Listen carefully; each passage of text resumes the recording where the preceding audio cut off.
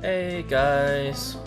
So before we resume the story today, I just want to remind you, for those who aren't in the know, or I guess show you for the first time, for the next couple of weeks or so, we have a new limited dungeon that can give you some attack or HP seeds, depending on which you prefer. Oh, Jackie, just running over this new dungeon super quick, mostly because I was hoping I'd be streaming it this weekend, but it's just so easy, that's trivial.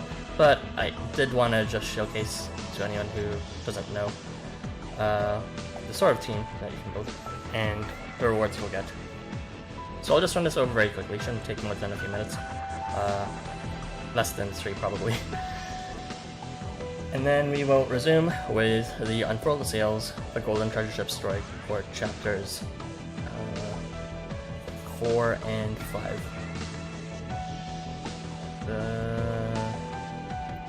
Alright, so the team I built for this is composed of fire shot units that have an innate buff at the start. Unleveled mom dungeon runs from I guess I could. Wait, I have a few of those, as you can see, ready technically. These aren't technically unleveled, but presumably, I mean not presumably, it is possible technically to level units up from level 1 with rarity 1. You would just have to use this set of team, bring all of them at level 1, and then that's actually the most optimal way to level up them as a group without using pulling ER. But I digress. Let's not use this team, and whoops, just quickly go over the thingy, the whatchamacallit. Yeah, let's just review the dungeon quickly. So it is a tall map, actually, like a 6x map. All you'll want to do is just quickly clear everyone out like that. I'd recommend Hef support with you're choosing. Hef is quite useful because he has that extended horizontal movement, so it doesn't matter what your start position is, you can reposition everyone in a row and such in the first turn. And in addition, he's also able to crystal larger, guaranteed, especially if he's red texted. Yeah, this dungeon story I've done, it's not a chapter call. It's pretty much just 3 seeds, and they wanted to add a bit of filler content in between, so it's not instant, but it's basically this 3. So the amount of seeds you get is unchanging between runs. It will always be 65 of either attack seeds or HP seeds, depending on which version of the dungeon you pick. And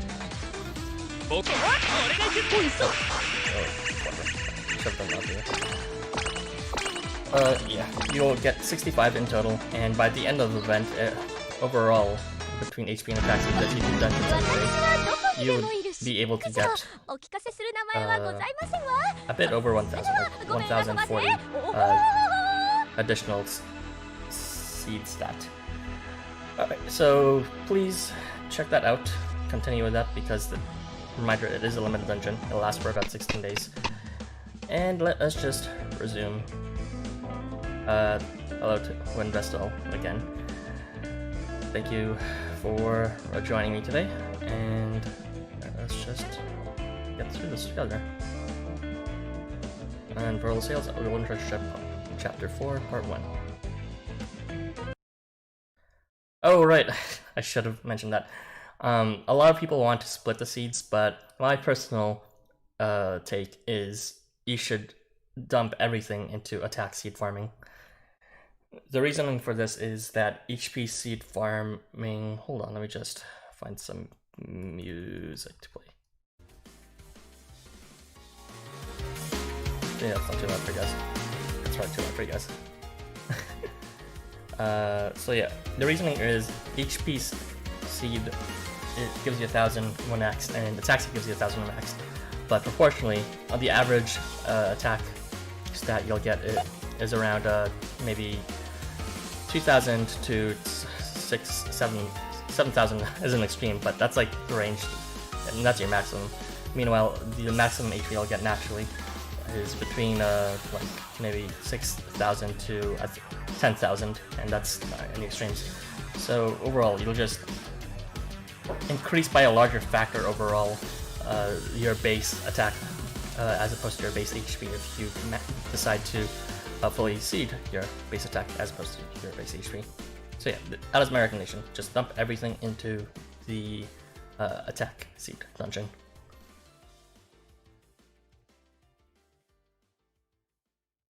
It's not weird, it's just, you know, a flaw of human mentality for symmetry. But here's the catch. Okay, just fucking someone's showering right now, so you might hear some obnoxious static in the background. But the catch is to acquiesce yourself from, you know, not being able to do everything symmetrically. You're not going to be doing everything symmetrically anyways, because it's not like it's coupled with level seeding and skill seed farming. So you won't really be able to fully red text the unit anyways. So might as well just dump everything in ATK Seed and then let the natural flow of gameplay through campaigns and through events reward you with that equal balance of HP attack and level and skill seeds. Alright, let us continue. Ragnarok is inevitable, therefore, this world is eternal.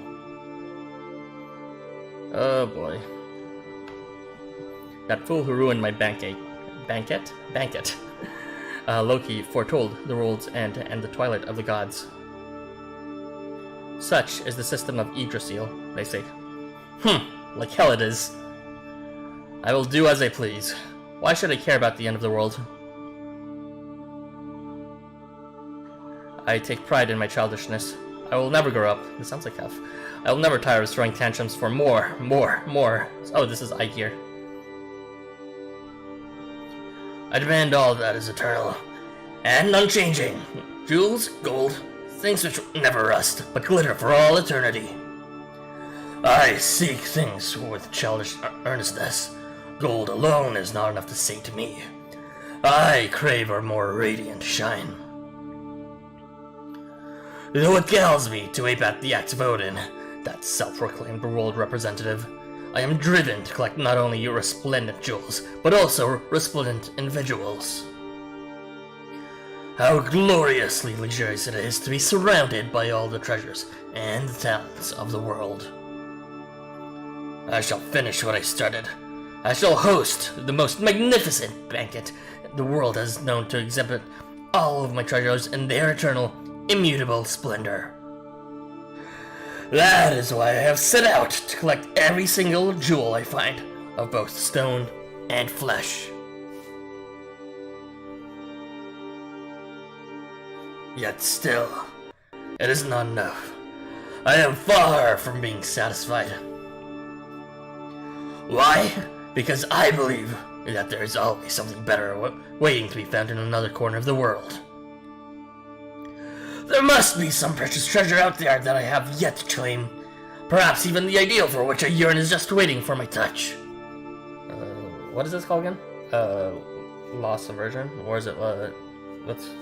Opportunity loss? Something like that. But it's kind of like a fear of commitment, a form of it. To, you know, have that fear that there's something better out there, if you decide to just settle with what you have. One day, I heard rumors of a treasure that I, the god of the sea, simply had to possess. For it was undoubtedly one of the very treasures, immutable and eternal, that I sought. Finally, the prize I have coveted for so long is within my reach. Its luster more wondrous than any gold.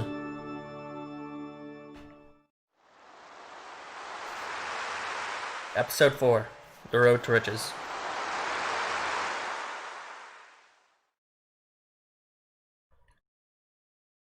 The golden ship. Finally, the golden treasure will be mine.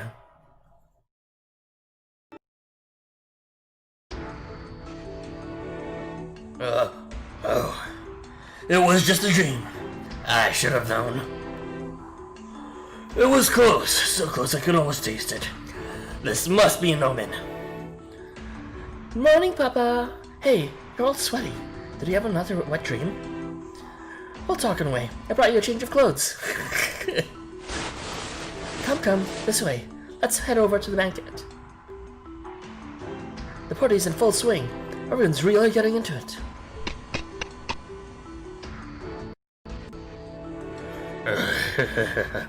This is heaven. We never want to go back. Hey, so this is what happened to the pirates in the beginning. Morning, Papa. As you can see, my sisters have been taking great care of our guests.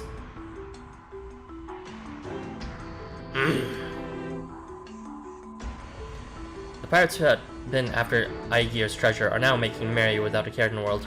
Their cheeks are flushed, and they seem quite content. Aegir looks upon them with eyes of cold as frozen Arctic waters.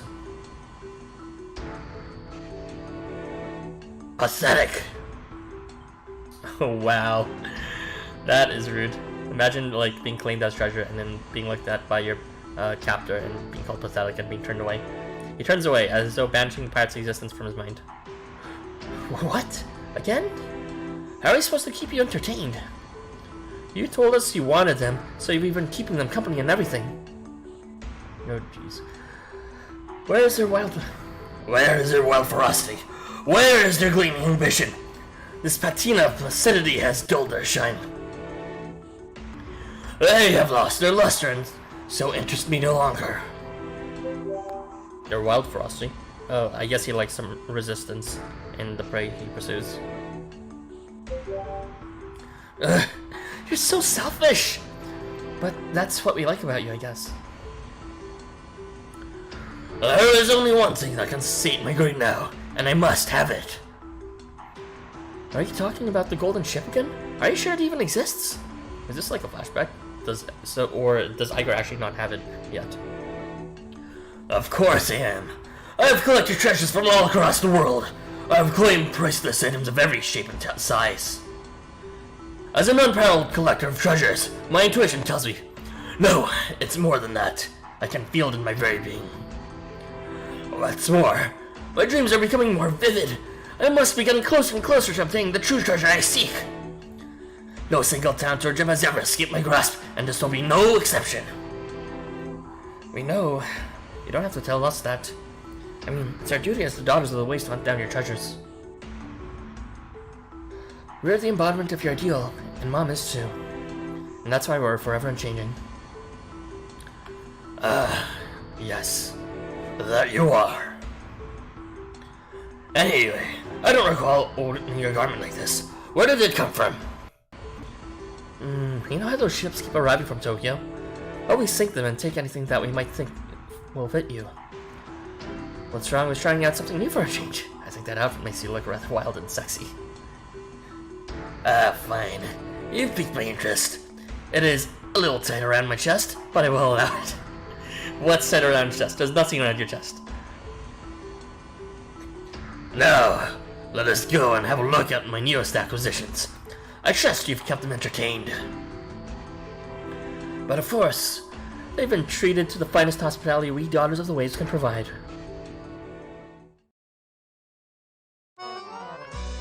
No, don't do that! Oh, how precious! You're trembling right down to the tip of your tail. Here, be a good boy and open your mouth. Don't be too hard on him. You have to take it slow. Yeah, that's it. It would have been easier if you stopped resisting. It only hurts the first time. After that, you'll be hooked. What are you on their side for? I'm on a hunger strike! So you're not ready to give in yet? Shame. This Aka pizza is... Oh no! Pizza's my favorite! This is gonna ruin my diet! Akira, you're on a diet. Somebody help me! If I gain too much weight, then the fanboys won't stop chasing me! They won't let me compete in the next Lifesaver competition! Why not? Eat while you have the chance. You need to keep your strength up. Ain't that right, daughters? Absolutely. You might get hungry later, and then you'll have nothing to eat. So come on now. Open wide, Makara.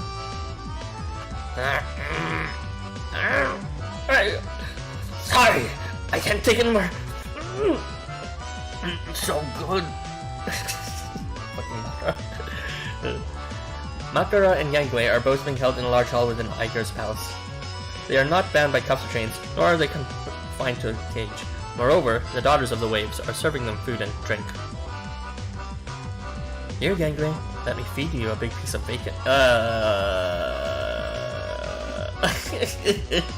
That's a bit odd. But I guess it's only inevitable when you live in a, multi-species world. Like, people would call this out as cannibalism, but, fucking... if there's a Housamo of every single existing species there is out there, then what is not cannibalism at that point? This is what I call heaven. Babes, booze, and a banquet to top it all off. But I hope you're enjoying my hospitality. Hey, hell yeah, I am. I wish I could stay here forever. Lies. Your eyes tell me that you're ready to skip at any moment. Ooh, perceptive of Iger, and also very cunning of Gangly. You're both rebellious little gems, aren't you? My favorite kind. Props to Gangly for, enjoying the spoils while keeping his mind, his eyes on the prize. Escape, that is.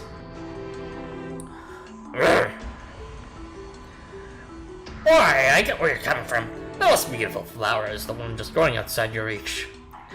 I'm way too familiar with that feeling. That beach babes are waiting for me. The brilliance you showed alongside the exile of Van Heimer makes you worthy of entering my palace, not like those pathetic mobs we previously encountered.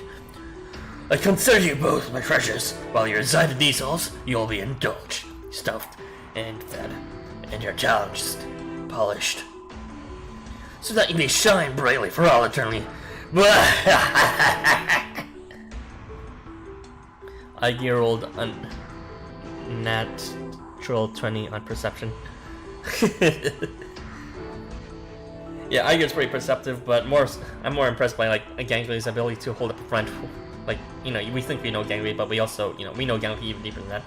He is less obvious, but he is also someone who has tactics and he has his priorities set straight. Your treasures? What are you talking about? Your ability to accurately assess tactical situations. The remarkable stability you exhibit in your underwater combat. Not to mention your support of others. What else should I call such a talented individual? You are nothing if not a gem. Pretty sure you're rating me a bit too highly there. Also, we're gonna be on our way after we finish our meal. Come on, take the compliment. As you wish. It would be a waste to keep such treasures locked up. Jewels such as you exist to be admired. So I will call you here whenever I see fit. Over and over and over again. Until I break your spine. Spirits. I don't remember that. I was trying to think of something legit, but that actually came out a lot more morbid. Oh well. I will never permit my treasures to escape my grasp. You will be mine forever. Enjoy the feast. I think you'll find my daughters to be the most gracious of hosts. They will ensure your needs are met, whether you be man, woman, or neither. What about if you're both Iger? Get with the times. No, I mean, too facetious there. My daughters and the Valkyries. My daughters and Valkyries of Valhalla are the one and the same after all. Well, if you don't mind. How about you feed me some dumplings next then? Alright, sweetie, we're gonna dance you up a storm after you're all fed and full, okay? I'm sure you'll love my lap dance. Now, let's take a peek inside your pants. Come on, come. Lean in nice and close. The Daughter of the Waves rests their head against Gangly and Makara's bulge. I see. Fuck, I really should just change this script. There are quite a few folks in here, aren't there? People you care for, whom you can neither forget nor let go of. Let's try them all, starting with this one. What the? Like undulating waves, the daughters' bodies begin to shift. They transform before Gangly and Makara's astonished eyes, leaving them slack-jawed. Yeah? Who's RG? Well, I guess this is someone they recognize from. Varuna!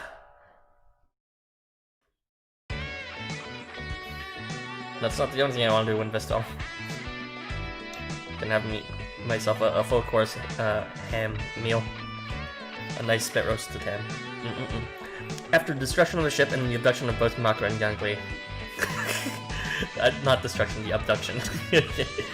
The crew decided to abandon the ship to the depths and continue the journey aboard Captain Ahab's vessel. You and your fellow band members are now busy moving the musical equipment over onto the whaling ship. See, the whaling ship is actually in Gotcha Salt Mines in the Samacord in the description. Feel free to join that whaling ship, by the way. It's very sad but very funny. Okay, feet. A bit over to the right. Nah, too far. Bring it back a step, Marathon. They're not slips if they're intentional. Well, I guess the destruction part doesn't really make sense. It's a bit excessive. Tifon, pull your way a tad. A little farther. A little farther. There. Strike the iron stake, like thunder tearing through the sky. Keep it simple, Fenrir. What does that even mean? You're confusing the hell out of me. Yar. I ain't never had a bilge aboard me ship in all me days. Sorry about that, Captain. With that, I feel like Gangley would sound like Oolong from Dragon Ball, most likely abridged. I watched Dragon Ball Z, but I don't remember who Oolong is. If you're talking about Super, I never watched that. With the heavy lifting taken care of, the crew sits down on Moby. I was about to say something for whatever. On the deck to rest. Maybe it might have been too direct if I changed that. The fixed parts are simple enough, so that'll be fine. Looks like we'll be able to salvage it without much trouble. That just leaves the point device, the housing for the boats. And the stage for our cruising formation. I have no idea what you youngins be talking about. The pig character. The pig character. The pig character. The pig character. Are you talking about the original Dragon Ball? Not Z, but like the one before that? I have maybe like watched 1 or 2 episodes of that, but I don't remember a lick of it. I don't remember pig character from Dragon Ball Z. Oh well. Captain, don't think, feel. If you need more space, then take a look behind the bullet room. I'd be using it to store the leftover whale bits. I see. There ain't nothing in there now, though, so use it as you please. Get to the sea from there, too. No way! That's so not cool. We gotta come out on the foredeck, announce names, deploy, and then strike a pose. I don't give a rat's ass about your little daydreams. You've already messed up my ship. Anyway, moving right along. What happened to that tepid fisherman? Is he awake yet? Not that I care about him or anything, okay? I don't care what happens to him. Yeah, sure you don't.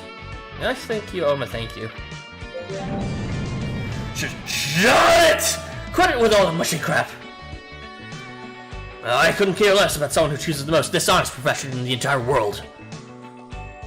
They must be eating him up inside. Actually, now that I think about it, doesn't fucking one of those characters has a like relation with the other in gameplay? I think Abisu actually has a like relation with Ifrit for some reason, which is strange because even Ifrit seems to dislike him. He doesn't have this like relationship in the game mechanics. He must be eating up inside. Sounds a little hot and cold. Abisu was still knocked out when I saw him last. But it's just like he's got a little bump on the back of his head. I'll go take a look at him later. Ah, Benten, that's sweet. I'm just glad our instruments are all in one piece. I spent 3 months on pay on them. Thanks for the confirmation, Wendy. I'm impressed that they still work after getting caught in a whirlpool. The craftsmanship is truly something. Now listen, you're all part of the crew now, so you'll do what I tell ya. Me ship, me rules. Eta, let's throw him overboard. You rookies will be starting with grunt work. Believe me when I say I'll work all ye to the bone, and you'll be grunting after I'm done with you. This gives me a chance to show off my skills I've learned from the errands at work. I'll show you why they call me the king of the Tokyo part-timers. As long as I remain on board the vessel, I have no choice. Very well, do your worst. Give me your most outrageous orders. Here's 3. Teach these fools the rules of the ship. That means ye, Tiflin, Eta, Arthur. You got it, Captain. Let's sharp you two. This ain't gonna be a walk in the park. Looks like I'm the senior sailor here. Fenrir, you freak. Let's get started. Yokai. What in blazes is that? Is Iger up to something again? It's so weird though. You'd think it'd be a lot worse and a hell lot louder if it were that giant. It's coming from the cabin. Didn't Ben 10 just head off that way? Oh dear. I'm gonna go take a look. We can't be having all hands off deck. Some of you stay with me. We'll keep a lookout for any trouble.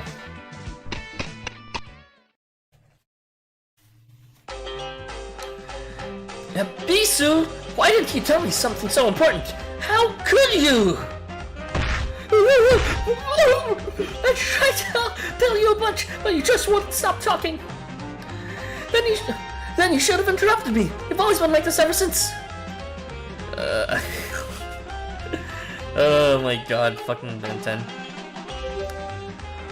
And now I'm a bit pushy, and you've always been kind of shy. But this is, like, way too important. Why didn't you warn us about Aegir? What about Aegir? I tried. I really did. But Benton was always too busy trying to get her band together. Every time I tried to bring it up, she just waved me off, saying it wasn't the right time. I was just so excited. I always wanted to start my own band, you know. But when did that even happen? I don't remember that. It was way back when the 3 of us were just talking. Okay, English. Jeez. There's more to the story. The Sea of Ren is... So, what you're saying is that we need to gather crew members who'll know their way around an instrument. Oh. Yeah, now I remember now. Sorry. Whoa.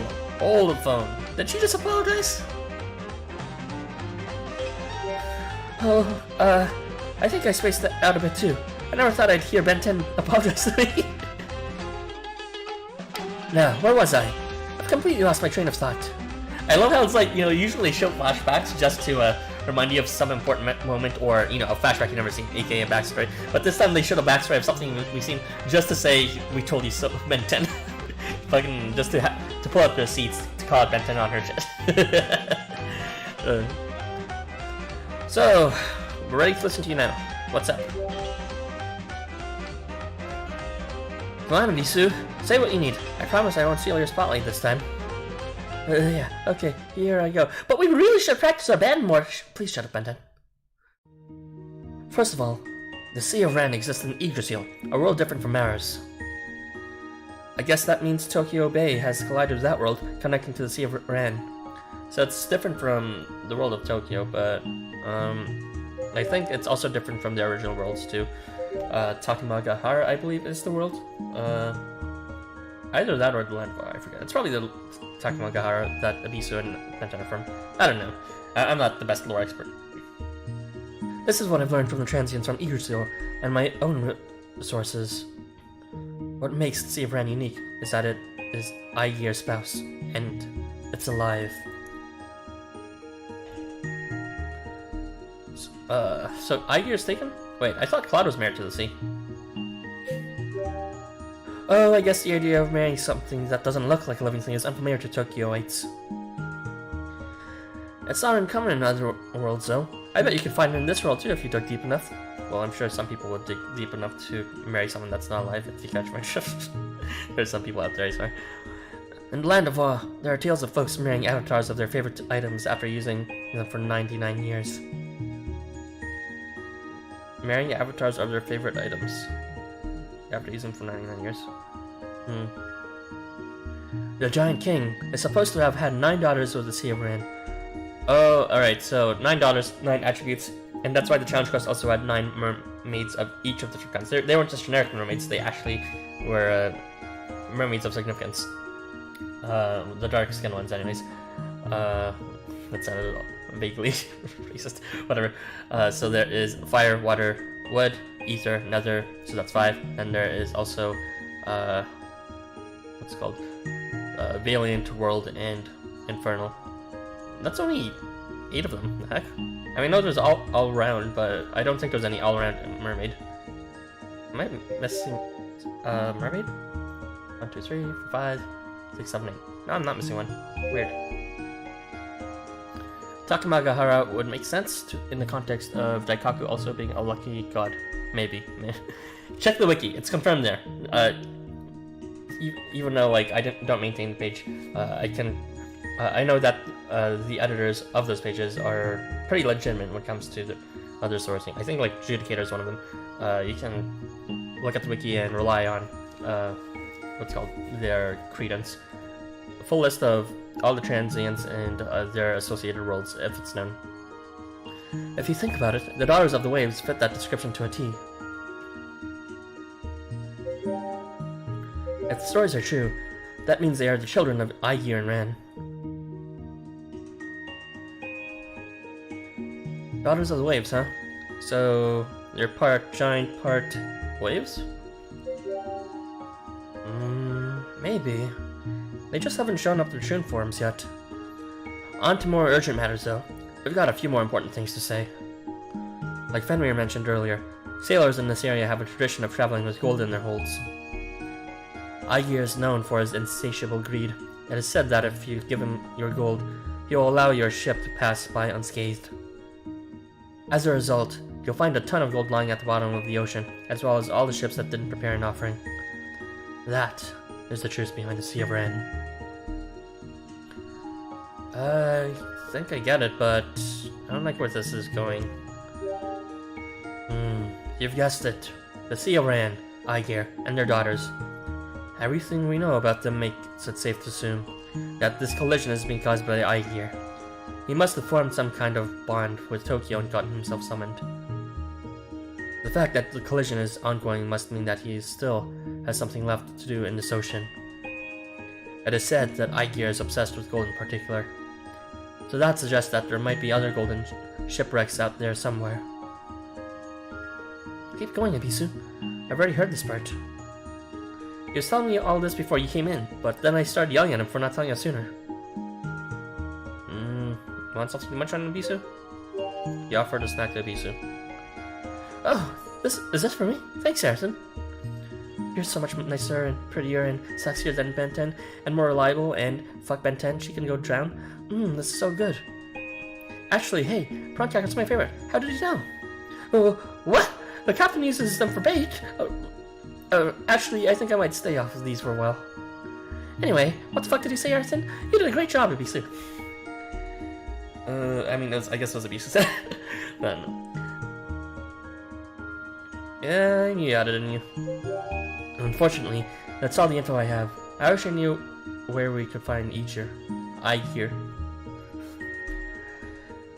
Can't do much about that. I don't know what we can do short of searching the whole ocean, unless we can find someone to ask about.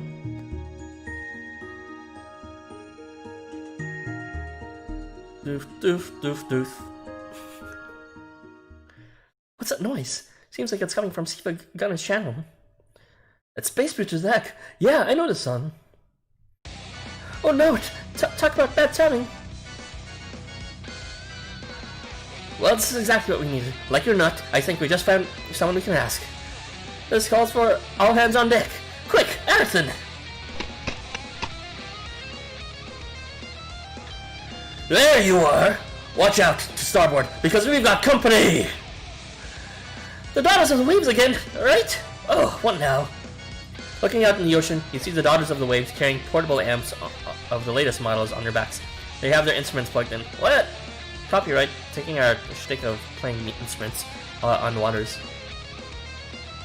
That explains the bass.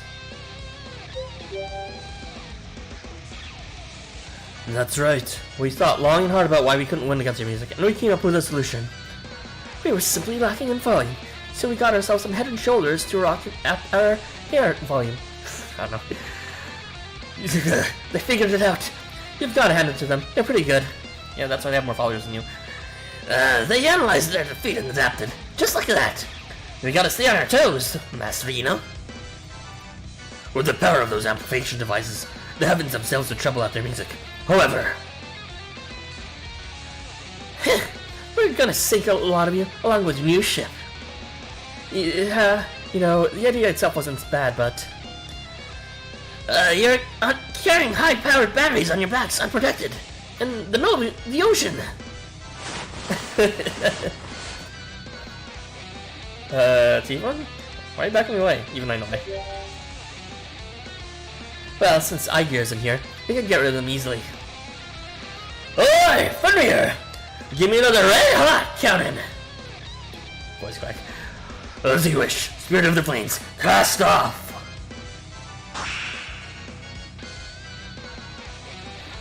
Unmain stage!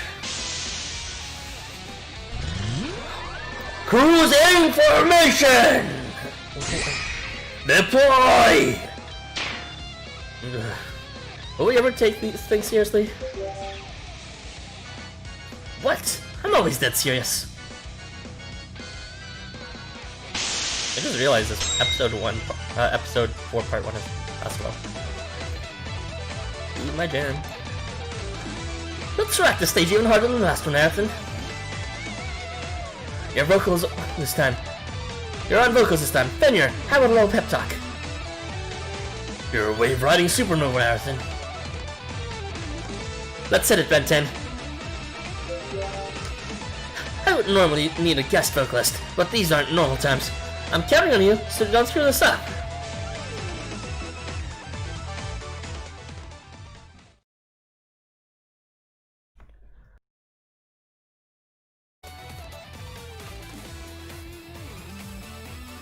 I swear, that's a coincidence. That was just randomly selected this one for my playlist. It's already been 40 minutes and we just finished the first part.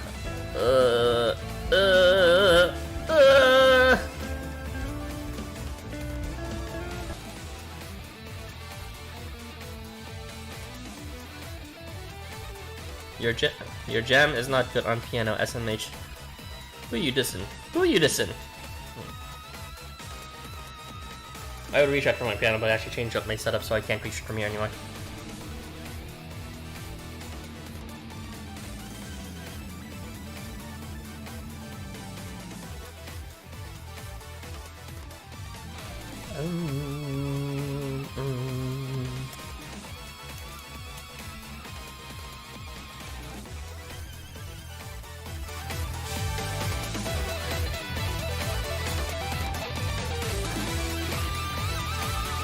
What?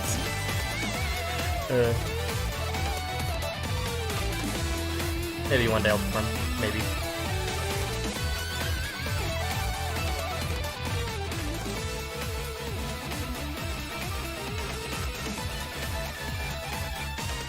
There's a lot I'm currently doing right now. I just need a better setup so that it can be conducive to actual developing something like that. What are you squinting at? I don't have the best setup for performance, and my piano is shit. Like, you've probably heard it a few times if you touched it. It's just super loud and obstructive, the actual physical clacking of the keys. And, yeah, I don't really have the best setup connected to my laptop either. Oh, whatever, enough excuses, let's just continue the story. Third time's the charm, and we're ready to rock. Let's put our voices together and blow them out of the water. Rock and roll! Oh wait, but that's E3.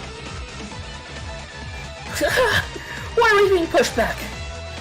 Viral influence. Damn your funky vibes. Why is this happening? Oh god. I was so sure Amps would make it at least as good as you, if not stronger.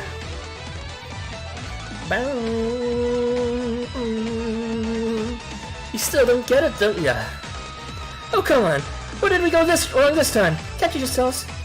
Your first mistake was not having your own name, like the rest of us. Now sit in your place, you stupid mob. Huh, didn't think you asked point blank. Fine, I'll tell you. It's simple, really. You can't fight properly with a heavy load like that on your back. You think these are too heavy for us? It's not like we didn't think about that, but... that's not at all either. You pretty much lost before the battle had even begun. What? What do you mean? What else did we do wrong?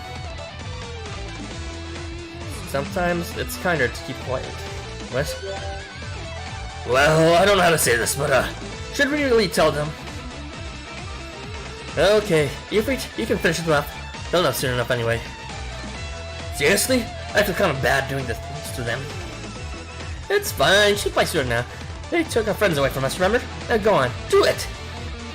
Whatever you say, get ready for some fiery pain! It's time to release the seal! Put your hands on me and scream at them! Releasing the seal? Damn, Ifrit, that sounds so cool! When you touch Ifrit's chest, his heart seeker artifact grows warm and starts to glow. I don't like this.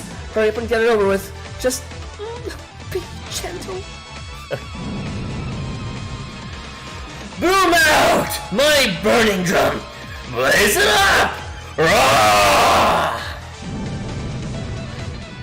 Ifrit begins to beat his meat harder than ever. Fierce flames erupt from his heart to accompany the scorching meat. What is this? It's bright, it's electric, and it burns! It hurts, but so what? Your attacks can't reach us underwater. After this declaration, the daughters of the waves dive beneath the surface of the water.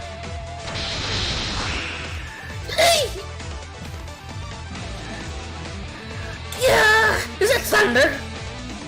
That's way too brutal, Benton. They're frying! Luckily, it was custom made. I almost can't watch. They should have been more careful with their waterproofing. That could have been us if our instruments hadn't been made by the crafters. Says the one who fried them! Whew. Let's just all remember to be careful with electronics around water. See? We've all learned an important lesson here today. How heartless. You horrible, brutal girl. This wasn't supposed to happen.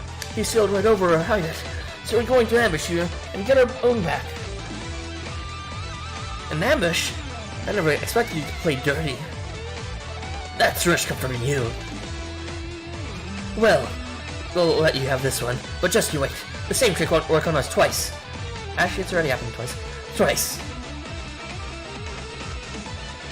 The only reason you're able to hurt us is that we're mermaids. Next time, we'll be taking on totally different forms. You'll have zero chance of beating us. The influencers are going to take you down. Anyway, we're gonna retreat for now. Look forward to our next battle.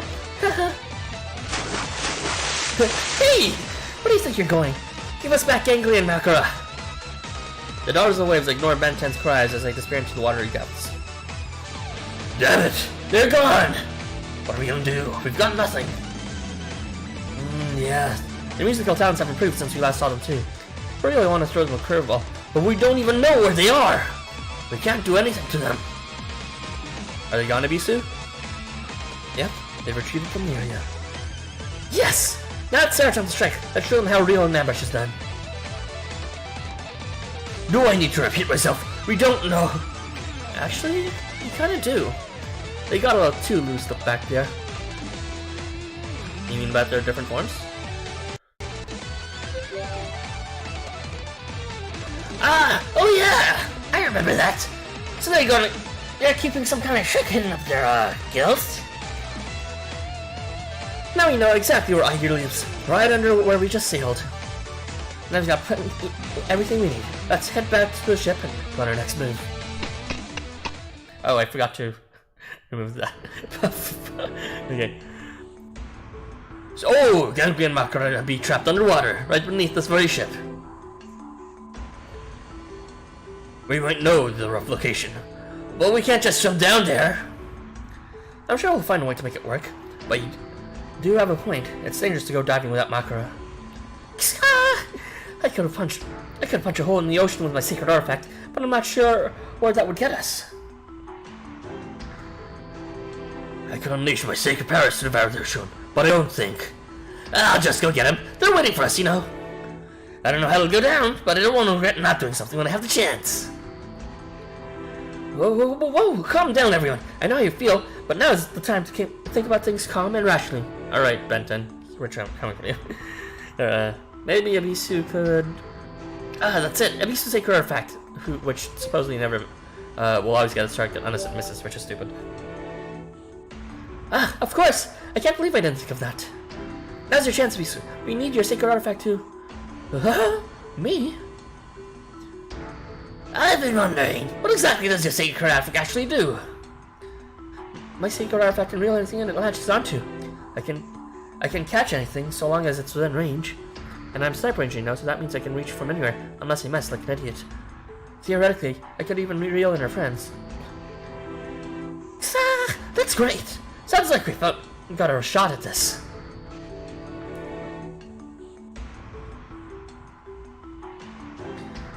Time to reel in a big one! Today's catch will be that very on run. Fish! What? Guess I messed up. No one's sleeping with fishes on my watch. That was not ABC. My sacred artifact reels in anything it latches onto. So that's so easy. Whoa!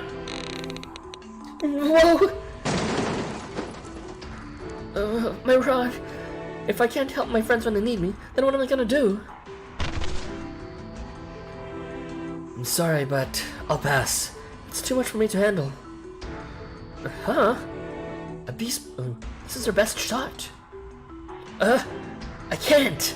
I'll never be able to make it work. Hey, it's too late to back out now. What's gonna happen to those two if we don't do anything? Well, you saw what happened last time I tried. You of all people know you shouldn't be. I can't do this. I screw up every time, just when everyone needs me the most. I always mess up, even when I can't afford to. When I try to catch that thief, when I try to save Ifrit and Fenrir, no matter what the situation is, I always fail. Come on, Abisu. It's always been like that. I fail at everything, and even though I try and again, I never succeed. I just don't know why this keeps happening. Maybe my sacred artifact is meant to be a failure. Abisu. What the hell? Something random. Yo, Abisu. Huh? Snap out of it already! Just how long are you gonna sit around and feeling sorry for yourself? I can't stand it! You've got to keep your eyes on ball and chin up! Shouldn't you be thanking him?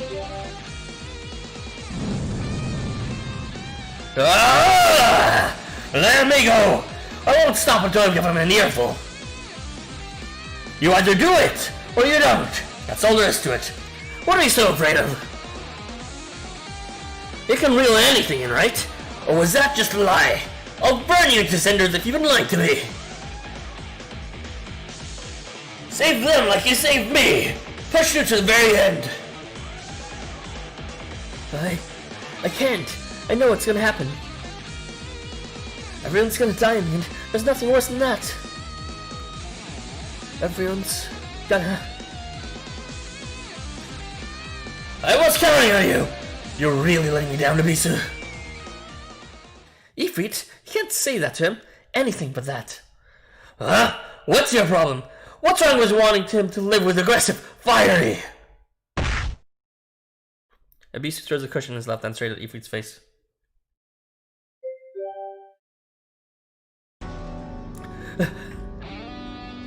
How dare you! Looks like you go around relying on me when it suits you. Then Then you turned around and abandoned me just as quick. All because I couldn't stand on my own 2 feet. I was just a baby. I'm so sick of it. I'm done with everyone expecting so much from me. Abisu runs off with tears in his eyes. Hey! Where are we going? Abisu! Ifrit silently gets out of his chair and walks off in the opposite direction. Well now. What do we do? If we can't count on Abisu.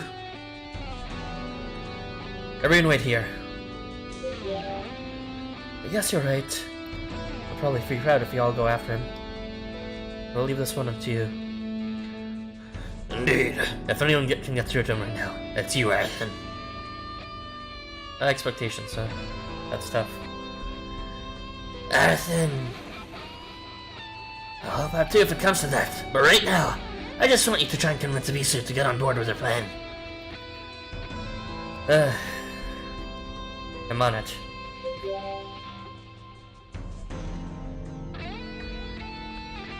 Abisu. Damn it! I'm the hottest flame genie out there, and damn near invincible. No human or any other lukewarm species is a match for me. Everyone else is happy to lie, just to see people like it's nothing. Then they panic and run away.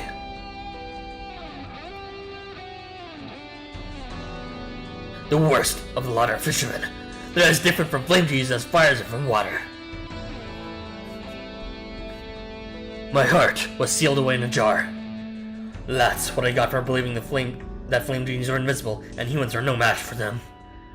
My heart is the force of my power. With it sealed away, I could only ignite within me the power of human beings killed. I drifted across the ocean, despairing, powerless to help myself. The cold isolation and the trauma have still never left me. Then, one day, I got out of that hellhole for the first time in a long, long while. And who was responsible for my release? A fisherman. I worked my ass off to repay that kindness. I did everything I could, but then that fisherman asked me a favor. Is it true that your heart was kept in a jar? How is that possible? Show me. So I did. I did as I was told, but it was a trick. That trickster trapped me there, and I fell into depths of the sea once more. Utterly powerless. I was set up! It was a trap! I fell for it. Hook, line, and sinker. Why did something like that have to happen to me? Why? Why? Why? Would someone save me in the first place if they were just going to stab me in the back? A gate responded as if it heard me cry, enveloping me in a rainbow transient light.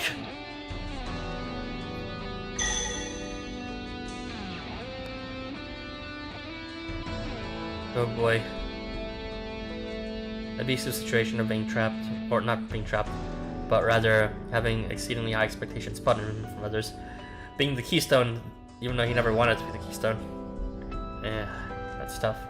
And now we have Ifrit here, who is immediately backstabbed after being trapped. Like, freaking, it's like as if, you know, Lapis Lazuli from Steven Universe was released from the mirror, only to put back inside another mirror. Shit sucks. And that was how I came to Tokyo. Even here, it was the same old story. Humans, variants, people of all shapes and sizes kept tricking me and putting me to work. Okay, I'm sorry, but I can't help that. You kind of set yourself up here, Ifrit. In this case. I hate humans, and I hate fishermen. But I realized that not all humans in Tokyo are bad. There was the human who fought alongside me, the one who saved me from being conned again. I ended up changing a little, or so I thought. Actually, I don't even remember specifically if Ifrit was unbound in Chapter 5 by the protagonist. I know he was, like, put in a contract with Hakumen, but I forget if he was actually released or not. That's when I met another fisherman in Tokyo. His name was Abisu, and he was a coward. And he risked his life trying to save me from drowning. Abisu's face surfaces in mind, only to be replaced by that conniving fisherman. I was really hoping I could trust them. Abisu is precious and deserved better skill evolution. Parent for this for Kyokami. I think there might be good potential as for Kyokami, just because of that defensive potential as well as just the numerous buffs to be able to exploit from that to activate his on buff heal. And the heal is mutual in that case too. So, the second I thought I had been wronged about him, rage boiled up inside me like a volcanic eruption. Oh man. He has locks inside his heart too. Not just locked physically, or in contract, but also in his heart. He's not letting himself trust anymore. I'm familiar. The look on Abisu's face was exactly the same expression the fisherman wore on seeing that I had been deceived. Why would they do such a thing? And were their actions really betrayal? No one can answer that question for me now. No one except...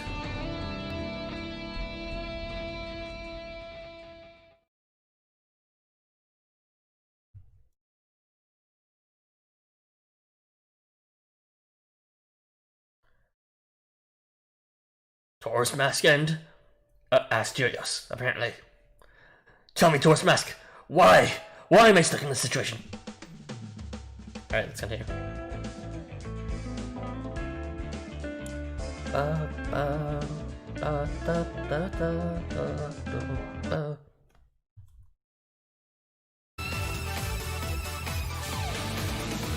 Alright, next one.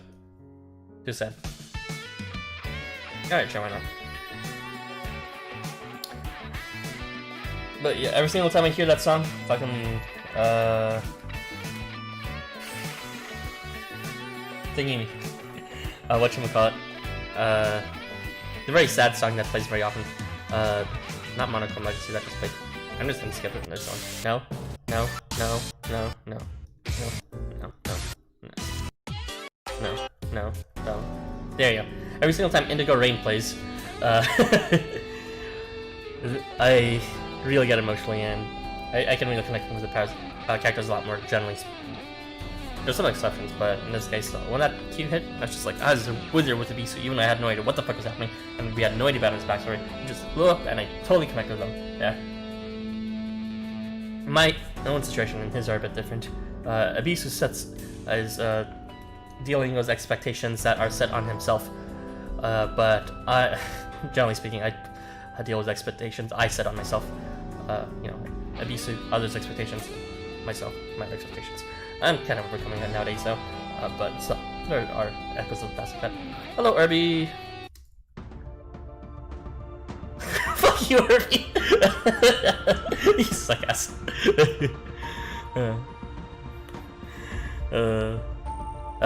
Make sure to any viewers go check out Nametaker's content. He also goes by Irby. He makes fantastic Housamo gameplay videos, and you know, maybe one day his content will be as good as mine. I am Abisu. My role is that of the bestower of blessings. What that means is that I have about a 50% chance of bestowing blessings to adjacent units every single time I hit a unit. That's why everyone relies on me for certain victory and true grace.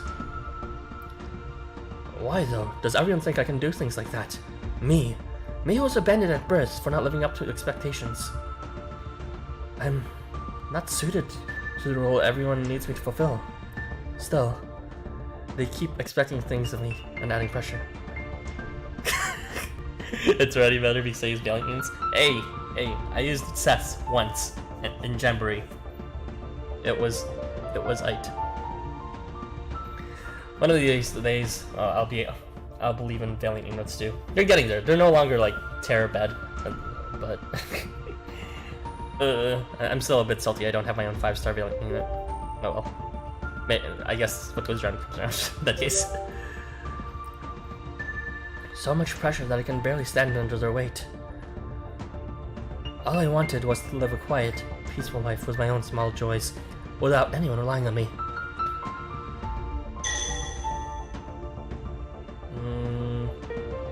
Valiant good, huh? Well, they're getting better, but I'm sorry, but Volos is still kind of pretty terror bad. They're their best all. When I followed the rainbow of transient light to Tokyo, I thought everything would change, but then the Fire Nation attacked. At least, I thought I would be able to look at things more positively and move forward. I found a home at a nice little restaurant where I learned to cook. I thought that I could do better if I gained some confidence, but I was wrong. The more everyone around me began to rely on me, the less I began to believe in myself, and my failures started piling up. I'm terrible at everything I do. I'm a good for nothing. I hate expectations. I hate when people force them on me. Still, when I watch the waves, it reminds me of my first ever memory. Poor Windows doll. You know you get slammed down hard and irrecoverably when both me and Irby say the same thing, even though we usually say opposite things. My parents were fine people, but I didn't grow up the way they wanted, so they threw me into the sea. Oh wow, that's pretty vicious. How did they want you to grow up? Well, I guess there's no hint here. As I was rocked by the waves, I could do nothing but apologize for not being able to live up to their expectations. It infuriated Aegir that Flotsam like me had been thrown into the ocean, but where else was I supposed to go?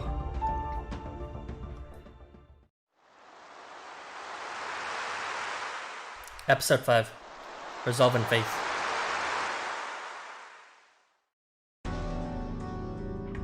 At least he brought his mounds with him to these seed dungeons.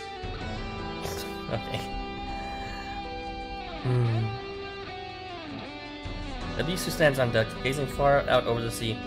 At what? He can only guess. Probably about how bad Valynians are, especially the wolves. What are you doing out here? Oh, you know, just thinking about how tragic Valynians turned out. Oh, it's you. I'm sorry you had to see that ugly side of me earlier. Can I sit with you for a bit? Yeah. As long as you don't mind, you're welcome to.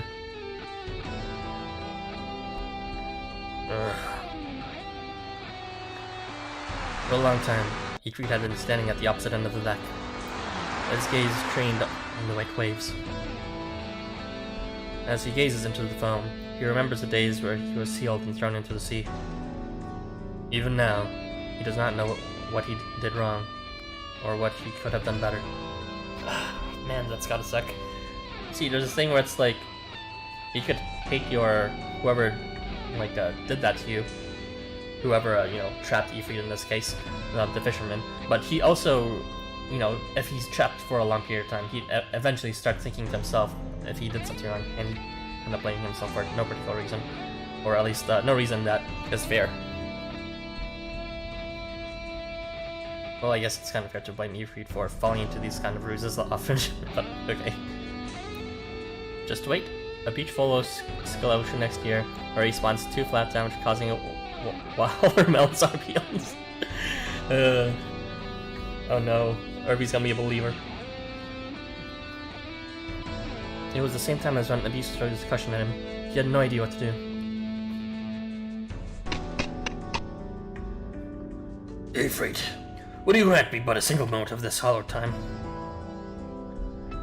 Fenrir, how unusual. You don't usually start conversations with me. Well, yes, that's because you're not a beast tamer. Perhaps so. But it seems wherever I am put to work, there you also are. Is there any other events where Fenrir is actually put to work? I feel like someone like Ifrit and Nomad would have more of an incidental relationship, just because they're both known to be tied to their work, and that work takes them everywhere. But I'm not sure about Fenrir and Ifrit's relationship, because Fenrir just doesn't generally appear in stories. I have no memory of ever being the one to call you out to you. You're right at that. Ifrit understands well that no matter where he worked, he had never been approachable. Does he not know who his master is? Who called him? Who summoned him to Tokyo? He tried 10 times harder than all the other workers, and yet somehow nothing ever went his way. Ifrit never understood why. So then, what makes you want to talk to me now? Was wishing to speak to you a mistake? That's not what I meant, I was wondering why now, when you've never talked to me before. I cannot speak for others, but to me, being around someone like you, even seeing someone like you, is difficult. Meta. He'll become as meta as soon as fucking debuffs become more accessible to inflict on enemies. It's generally easier to bestow buffs to allies than it is to inflict debuffs, but there's a decent combination. Unfortunately, they don't really cover good combinations relative to each other. Like the most debuffs you can really inflict on a single unit, or damage increasing debuffs, is 2 weakness and buff reversal, both on Neat and Bale. There is no other unit that can bestow, inflict 2 different debuffs that amplify damage, incoming damage enemies.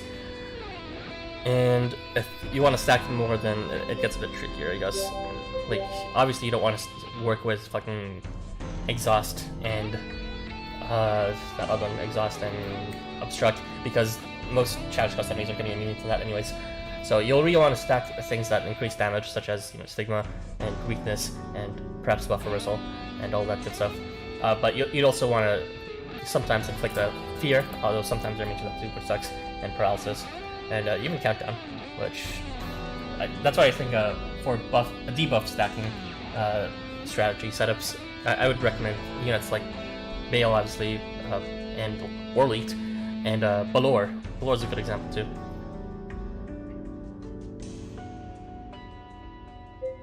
But yeah, it's just kind of sucks how it works out, really.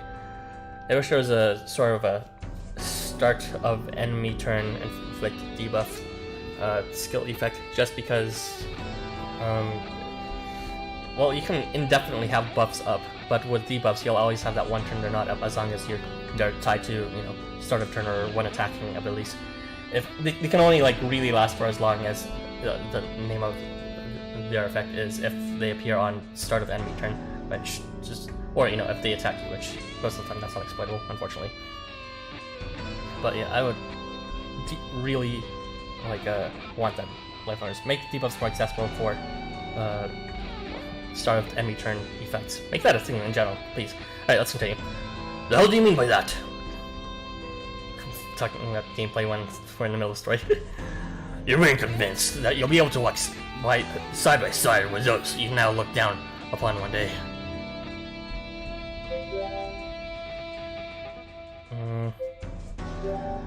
Never cease trusting, even if that trust is broken. You are nothing like me, for I have given up on those hopes long ago. Meanwhile, you live with your defenses down. You do not doubt others or tell lies, nor does the prospect of pain deter you. You believe that hard work and honesty will pay off. I do not want to look at one such as you. Oh, I see. So there's a different interpretation here.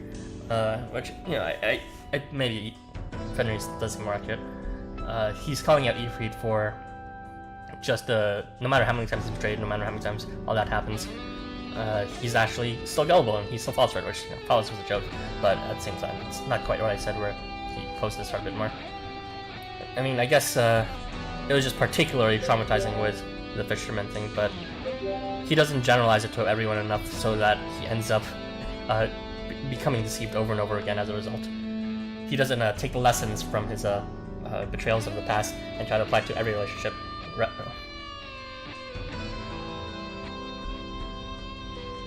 Setting my eyes directly upon you would be equal to staring into a bright, blinding sun. Well, that's something for someone like Ifrit. Should a weakling like me look upon your radiance so long, they will turn into ashes. Was that supposed to be a flirt, or are you? If you think I mean to insult you, it can only be because you believe yourself worthy of insult. Hey, that's a pretty good saying. Usually everything Fenrir says is unintelligible, but yeah. Didn't quite take Fenrir to be the wise one. You yourself are the one who believes your expectations, cornered Abisu, and burnt him to a crisp. none other. What should have I done? Would it have been better not to have expected anything of him? In the face of such a blunt question, Fenrir breaks eye contact for a moment, but then looks back at the flame genie. I never would have believed I heard such words from your lips. Very well, do as you wish. Oi, Fenrir! Don't give me that shit! I'm asking you seriously. If you wish to expect things of someone, then you should do so.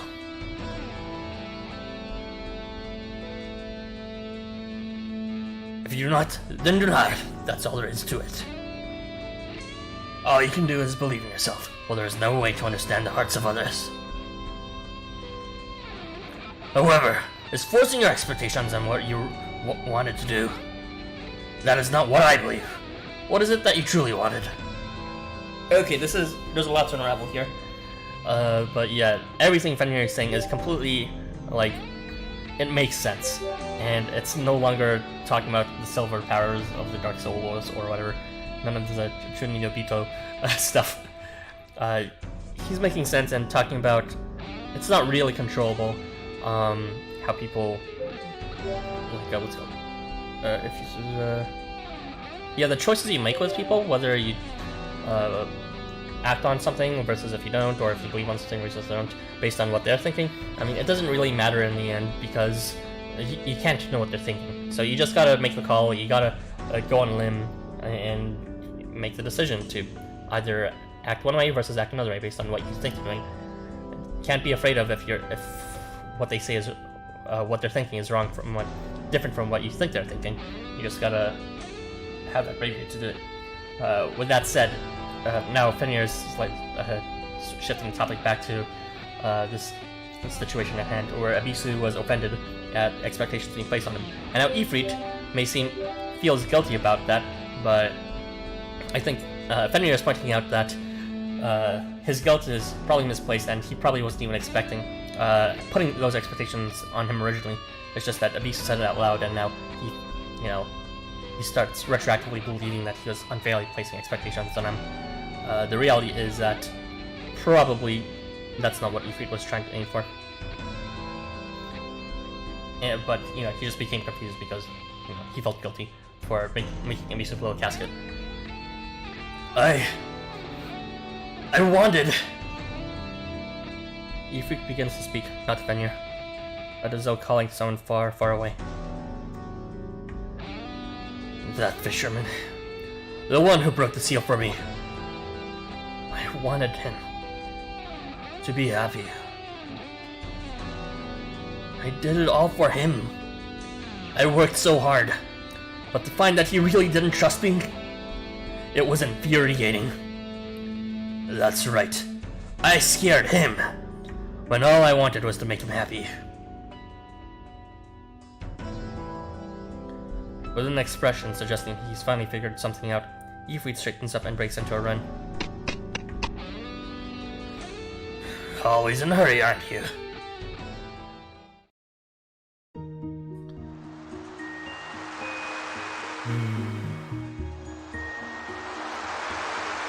Hey, why aren't you saying anything, Arson? Nearly an hour passes in silence before Abisu finally turns to you. Didn't you come to persuade me?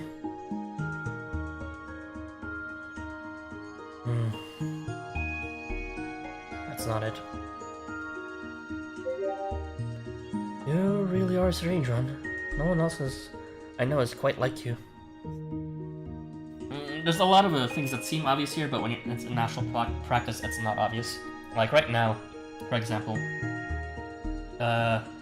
in real-life conversations, when you see someone upset, your first reaction, and maybe even your second and third reaction, is to somehow try to go help them or make them feel better, or at least try to understand the situation. But in this case, sometimes the answer is none of that, and the answer is just to stay quiet and to listen and to offer them company. Not everything you perceive as a problem needs a solution. Sometimes you just gotta, telegraph to the person that you're concerned for, that you're there, and that oftentimes doesn't even need actual words.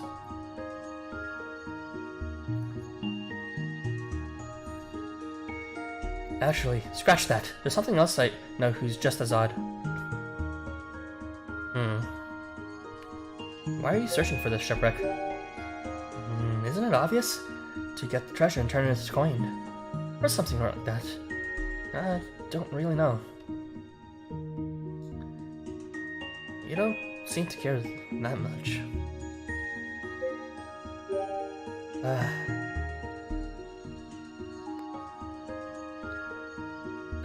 You're sharp, aren't you? Well, you're right. I don't really care about the treasure itself. The truth is, I want the treasure for something else. A special summon? You see, there's an old man who's been taking care of me ever since I was summoned to this Tokyo. My goal is to get the gold from the treasure ship and use it to make him happy. Everything I know about the second ship, Ran, Aigir, and their 9 daughters, I learned from him. He used to be a treasure hunter back in the day. Apparently, he likes story like that. He's a free spirit who never tries to push anything onto anybody. Yeah, that makes sense. He was positively beaming when he told me the legend of the golden treasure ship. He looked so happy. But his knees and back aren't what they used to be, so he can't go on adventures like in the past. Now he runs a little restaurant. He says he enjoys it there and that he's happy. But I know that deep down he still wants to be out there. I can't forget the smile on his face when he was telling me the stories. So, I wanted to find the treasure in his place and tell him about all about the adventures I had along the way. He always told me about his wonderful journeys, and I wanted to do the same for him. I hope you find the treasure for him. Yeah, but there's something else I gotta take out, sort out first. Hey, can I tell you something? No. What's up? I'm not all that confident. I can't use my sacred artifact the way I want. I always fail. Like back in Nakano with that pickpocket, or like when I was trying to save that Ifrit and the others. Once this fishing line has latched onto something, I should be able to reel it in regardless of size or weight. It's not my sacred artifact's fault that I can't. It's mine for not being able to use it properly. The reason I can't draw out my sacred artifact's true power is that I haven't accepted the role I was given. I feel because I can't live to anyone's expectations. That's interesting. Even though it feeds into this complex, this is also interesting lore-wise, where you can't actually use your role's ability if you don't accept your role. So that's what's been on your mind. Oi! Ebisu! This is that moment that a loud voice from behind joins the conversation. There he is. Ebisu! Over here! No, the other here. Ifrit, have you been there this whole time? When did you get here, you freak? How much did you hear? Let's just say heard enough. Sorry about listening in, but actually, I'm glad I did. Ifrit, Ebisu, I've got a loud voice and a dirty mouth, and a fiery personality to boot. I mean, yes, you aren't wrong about that. You just say exactly what you think, don't ya? I'm just gonna ignore that and keep going.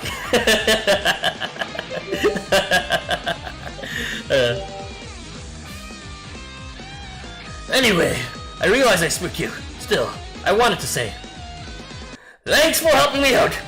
It made me really happy. I didn't do anything though. It was Arathan who I'm not talking about who did what.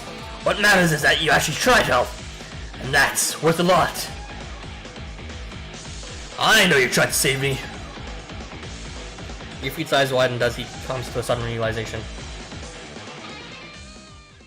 Wait, so that's what this was all about. Being sealed again in his jar was not what had upset him. Being swept away once more by the ocean was not caused his anger. He had been shaken that the fisherman couldn't understand him properly, what he truly felt. And that is what needed to happen before unveiling his power, which is capable of granting any wish.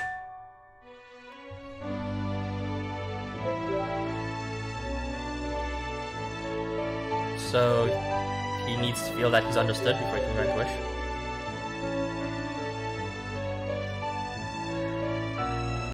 I didn't even realize he had a blushing sprite like that. Abisu? Thank you. No doubt about it. I've liked you ever since that moment. Hang on. I think this conversation is getting a little out of hand. I asked you if you were gonna... I asked you if you were gonna do it or not, right? You probably thought that was me telling you to just do it, but it wasn't. I was asking if you were gonna do it, or if I should. I would have carried the weight for you. Don't think of me as some asshole who gets his kicks out of pressuring his friends. Ifrit. Hey, Ibisu. Can I ask you something? As a friend. You're always saying you're unsure or that you don't have confidence. Doesn't that mean, deep down, that you really want to succeed?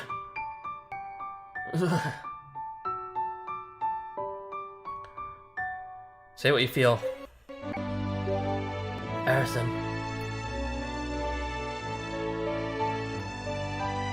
Ibisu stares in your eyes for long moments before turning to face Ifrit. You're right. I want to be able to do things right. It's hard to have everyone's expectations piled up on me, but I hate being a coward even more. I feel like if I were able to do things right, I could come to like myself. Get to here! You've got one sparking hot heart inside of you. If doing stuff without feeling is what you want, you shouldn't be thinking about others' expectations. What matters the most is how you feel. Make up your mind to meet your own expectations. That's a whole different kind of words, Ifrit, but okay. My own expectations? Why are we on this boat, Ibisu? I wanted to get the treasure for the old man back at home and tell him about the adventure I had. Exactly. I didn't come on this treasure hunt because someone told you to, did you? I wanted to make him happy. That's right. This is something I wanted. No one asked me to do it. No one expected it of me. In that case, I'll help you out. Don't worry. I won't even ask for a reward. Why? Why would he even go so far for something like me? Also, you probably shouldn't skip on reward. Fair compensation is important. Ifrit remembers the fisherman's terrified eyes when he asked them the exact same question. Ifrit knows the reason why he came to this Tokyo was able to say these words. I told you, didn't I? I've grown to like you. What's more reason? What more reason do I need? It's pretty cool, Ifrit. What are you talking about? That's only because of you that Riso was able to open up. That's what I love about you, Messer. That burning passion inside of you. Of course I adore you. Ifrit. I just want to see that's true. I want to help Malker and Ganglia. And I have got only one more thing to say. Objection! I don't think for 1 second that you'll fail. Your desire to help me when I fell into the ocean really saved me. It just took a little time is all. You made me forget all that frustration with the past and the prejudices towards others that I've carried all these years. I don't know how many times you failed up until now. It could have been hundreds, thousands, even millions of times. Forget all those failures! Now just weigh down. They're not worth anything.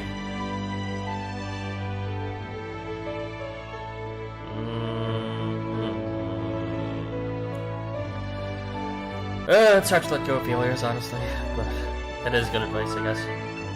Although the real question is if you really can do it or not. Even if you know you should, doesn't mean you can. Let's believe we can do this. Are you telling me I should forget about all my failed attempts and just believe that the next will succeed? Okay, I'll give it a try. I'll do my best to see this through to the end. That's what I like to hear. I knew you wouldn't give up. Let's save our friends and give that Iger a good ass licking. We'll get that treasure and bring it back for your old man. Yeah, we can do this. Also, did you say ass licking? I meant ass kicking. I'll do what I set out to do and save my friends. We won't let them down. Yeah. Oh yeah, Abisu, aren't you forgetting something? Ifrit handed Abisu the fish cushion he holds in his hand. He has literally been holding that this entire time. Okay. My cushion! Thanks, Ifrit. How did he even forget about that all this time?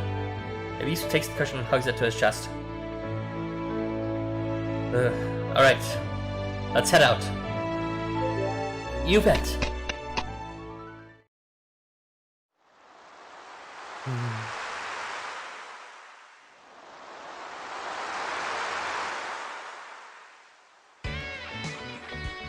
Everyone, sorry about earlier. I probably worried everyone with what I said. Still, I won't fret over the past, even though it might still be hard for me to completely believe in myself. But I believe in all of you, so I'll cast up my rod. Please have my back if I fail. You've got this, Abisu. Well, I'll do our best too. Then we must formulate a battle plan. We shall bring them down with a single attack while their guard is down. We do not know how well prepared they will be, and we must move with the assumption that they'll foresee our every action. Henry's right. Once you rescue Macra and Gangplank, Iger and his forces will probably start to attack. Hang on. Given the limits of my sacred artifact, I can only reel up to one of them at a time. Well, that's more like one thing at a time. Put them all together, it might be possible. Wait, really? I thought you could just grab whatever, like Iger's sacred artifact can. If that's the case, you might be in a teensy bit of trouble. Yeah, if they notice us rescue the first, they'll try to keep us from rescuing the second. So, how about I go down there, sneak in and lump the two of them together for you? And that way, you can grab all three of us and get us all at once. That would likely be the best plan. However, I want to be with you, Tifon. You realize it's like way down in the ocean, right? Unless we got grown gills in the last couple hours. That's not happening. I mean, maybe it would have worked out if I gave it a mile and gave you a bit of massive wows, but the ocean is dangerous. I don't think you should go. Send Tifon alone into the Housamo would spell even more danger. What exactly was deep in the ocean again? I actually forgot. Fucking... There is Makara and Gangway. Alright. Now they're both Kyus, we need to rescue both of them. In other words, we must have someone who can guard his back. I gotta protect Tifon. You want to protect me? Tifon grabs you tight, tears streaming from his eyes. Oh, Masterino! We're on the same boat now, you and me. I'll protect you with everything I got. Great! Now all we have to figure out is how to fight Iger and those Daughters of the Waves. We should have enough boats for all of us if we can count the spares, but... There is no way to guard against an attack from Iger. A single whirlpool will deliver us to the grasp of the abyss. That last ship was down by a single head from behind too. Even if we managed to win, we'll still be problems swimming home. Don't you go insulting my boat, ye salty sea bass. She ain't some toy ship. You think I'd let an enemy attack even hit her? I'll show ye finest helmsman you've ever seen. Right. I'm sure the ship will be safe in Ahab's hands. And Vile Influence can take care of the baddies. Actually, we should probably have all our hands on deck. Eta, wanna join the fight? Me? Really? I'd love to, but just, what exactly will I be doing? Before you know it, your plan is set, and all preparations are made.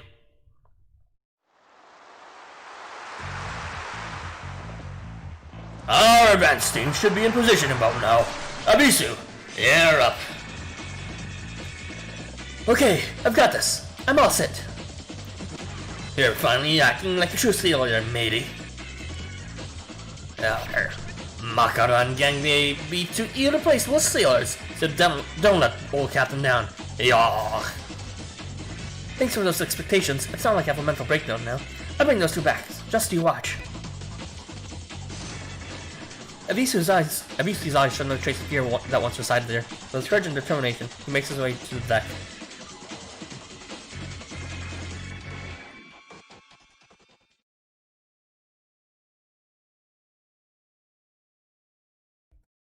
Oh boy, that was a long part 1.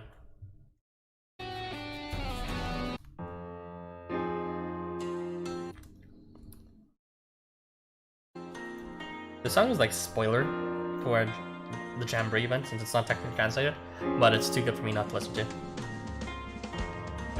Alright, final part for today.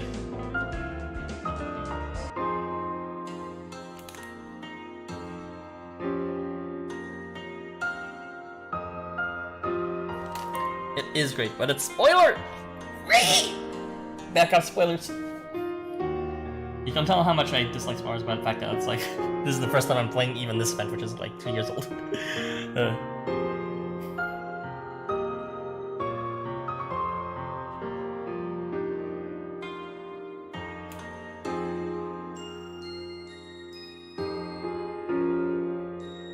Pretty song.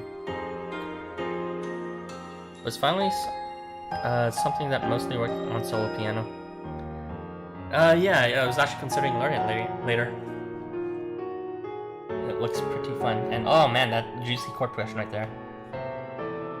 Those shifts from, you know, minor to the next third minor or whatever it is. I don't know the proper terminology for it, but you know what I'm talking about. From like C minor to E minor. Delicious shit. Calm down. I'll be on my own time. It's not like I'm gonna be publicizing it, but yeah, I'm probably gonna be learning it if I have free time for myself. Historically, it's just been a personal thing. It's gonna be hard for me to transfer as a public thing, and if I ever do get into it, well, actually, I'm not gonna say anything else since that's just hearsay at that point.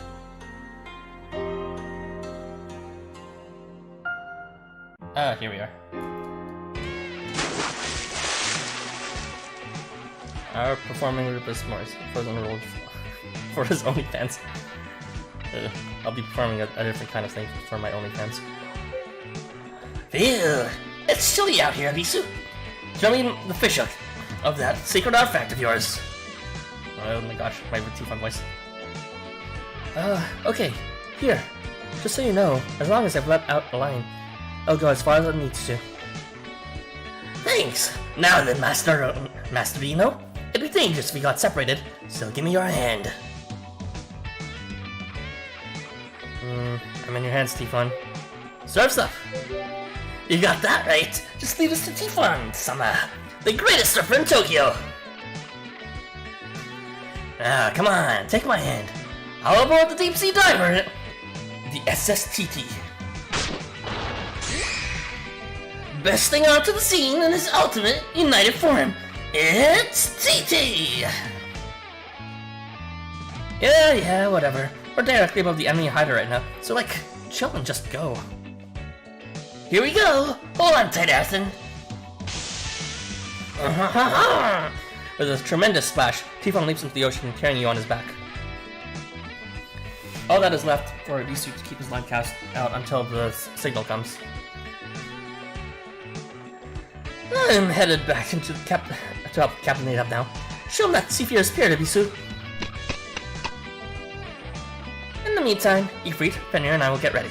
The concert starts like right as soon as T-Fun gets back.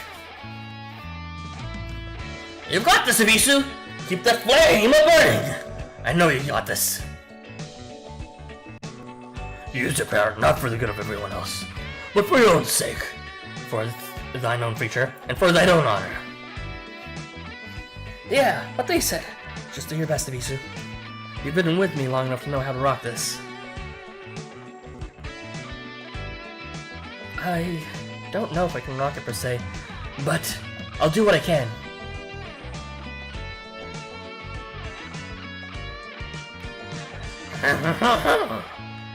That's funny, but when you're with me, I feel I can tackle you against a rock and have my way with you. I'm diving at top speed, so just make sure you don't fall off, okay? Just give me a tap on the back if anything happens. Oh, it'll be fun. Yeah. The ocean is relentless, stealing what is most precious to those who pass through it. This is not limited to gold, but also includes the memories of those who once lived. In Aegir's youth, he lived in the world of Yggdrasil, with the role of the usher, alongside his spouse. His partner, Ran, had been just given the role of the plunderer. The two made a set, with Ran stealing away and Aegir bringing in. Interesting. What is an usher? Isn't like an usher like those things that go down the aisles and hands out shit? I have to think of something else. For after all, Ran's sacred artifact was as vast as the ocean itself. Or was the vast ocean itself. The two longed for a changeless eternity, an unchanging life among their immutable gold. Because they loved those they sunk, stole away, and brought in, they wished madly for everything to continue the way it was. Shows folks to their seats. I see. That's a very interesting, quote-unquote interesting role for Aegir. Just imagine a movie theater usher Aegir. Please make your way to your seat. However, living beings are not gold. They cannot be stowed away in some vault to last forever as gold can. Passion will someday cool. Skills will someday grow rusty. So what did Ran do when she realized her wish was hopeless? She gave up her flesh and bone body, and entrusted all of her memories to her sacred artifact. She became the sea itself. As sacred artifacts record memories, it was the only way for her to become eternal as she wished. Oh, I see. So she was once mortal, but she became a sacred artifact? Oh, her memories. Well, I guess in a sense, memories makes up the identity. So, technically, she became the sea, even though not quite. And as a result, oh wait, no, never mind. Her sacred artifact was always the sea, but now she put her memories inside of it. So just remember those memories, I suppose. Perhaps it was all for her spouse Aegir, or perhaps it was more of her own accord. It would be impossible now to determine. For the individual known as Ran no longer exists as such. Ran became one with the waves and washed away into the sea, leaving only her talent for stealing behind. That is a pretty nifty sort of folklore-ish kind of story. The sea stealing things away as it crashes onto unprepared ships and all that. The individual personality is unnecessary to fulfill one's role. All that is necessary is a system through which to carry it out. This seems pretty important. An individual personality is unnecessary to fulfill one's role. Ran was no more, but her memories, I guess, her memories were in there, but it imposed no will on the thing. So all that was really remaining was just, this is kind of like the sea itself as an unwieldy sacred artifact that which remains active simply in the principle of it is in a system that can sustain it. The ocean became nothing more than a system that steals and hoards living memories. It has no need for imperfect or impermanent. The system that steals and hoards living memories. Hoards. So the ocean itself became a system? Okay, so we have a case here where a system is one and the same with a sacred artifact. It's a bit strange. I don't even know if Ran's contribution did anything in that case. Although, it's more like Ran lost her will in exchange for the permanence of her memories. Like trading in her will on her own sacred artifact, the ocean/seas, she exchanged it for the permanence of her memories, and I guess the system itself of the ocean was always the system. Instead, it turns memories into records and throws away all else, such as infinity the ocean has chosen. For efficiency's sake, the system divided parts of the ocean into 9 devices. Their default setting was as females resembling Ran. So all mermaids resemble Ran, whoever this Ran is. However, they change their shapes as easily as the waves. They feed on the ideals of those who look upon them and change into any shape the viewer wishes. 9 shape-shifting dolls, as gently and turbulent as the seas. They sweetly visit giant sailors and steal away their memories. Stealing their memories, wow. So it has become an out-of-control secret artifact slash system that's sustained because it is a system that now is only like driven out of a natural process to steal away memories from others. This is the eternity of which Aegir and Ran had dreamed. Even now by Aegir's side, some 9 of his young spouses form. Here, they have created an eternal utopia. Here, something, fuck.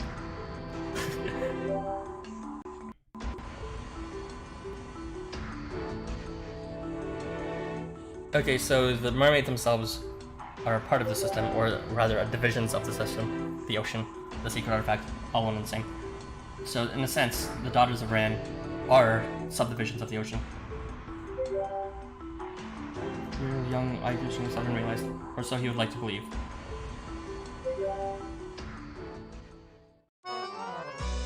Laura's whack. Yeah.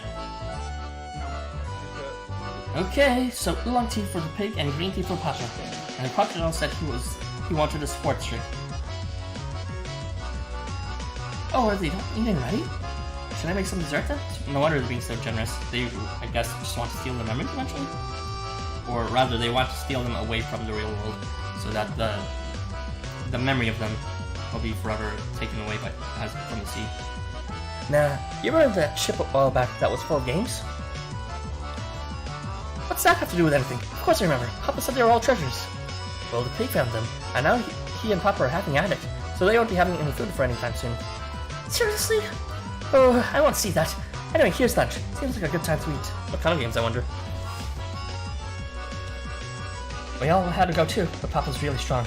But that pig seems pretty sharp, so maybe he's got a chance? Nah, probably not. So, how do you like the Undersea Rift? Legend of the Golden Treasure? Is it supposed to be like Legend of Zelda? Does it not have you on the edge of your seat? Are your palms not sweating? This is impossible! Just look at those traps sit around the treasure. Calm down, Gangly. You're carrying too much treasure, that's why. You're one to talk. You hired too many crew members, and now you're in the red. Damn it, don't tell me Aegir's gonna win again. Gangly, Maka, and Aegir sit down on the table, playing a lively board game. I usually play this game against my daughters, so it's nice to try my hand against a new opponent. Papa's amazing at this game. We can never beat him. I can tell. You'd make a killing if you created your own how to play video skiers, Aegir. You're an amazing teacher. Yeah, I'm terrible at these sorts of games, yet I was able to learn all the rules in no time. Unlimited food, a flowing tap, and games the whole day. It's true. You all should know how to throw a party. But of course, all these trips I've obtained are to be freely given. Which means we got something even better if we win this game, I'm guessing. Hey, I rolled a 20 and got the treasure. That means I won, yeah? What? Impossible. Ah, the crap, Makara. You know, there are times that I can't stand you, but you certainly pull through in a pinch. I'm sure it was just beginner's luck. Papa, lost? At this game? To a fucking beginner? No, once more. We go until I win. I think you should just learn to accept defeat. Get good, scrub. Oh, but I'm sure you'll give a surprise first, or won't you, Aegir? Curses. I should expect nothing less of the treasures I pick out. You deserve a prize, my gorgeous gems. Now, wait for me in the bedroom for your prize. Witness your glimmer and worthy of any loss. Witnessing your glimmer is worth of any loss. What do you desire? I'll give you anything you wish. About that. Now you're trying to start a boat. Huh? Did something go wrong with their transformation? This should have been ideal. The daughters of waves returned to their original forms. Trust me, you're my ideal. You're nicer than the real thing. Plus, you ain't half as pushy. I can't be satisfied with just an ideal, though. Guess I'm greedy like that. I prefer getting hounded by Captain Ahab after skipping work over kicking it with some ideal babe any day. Interesting.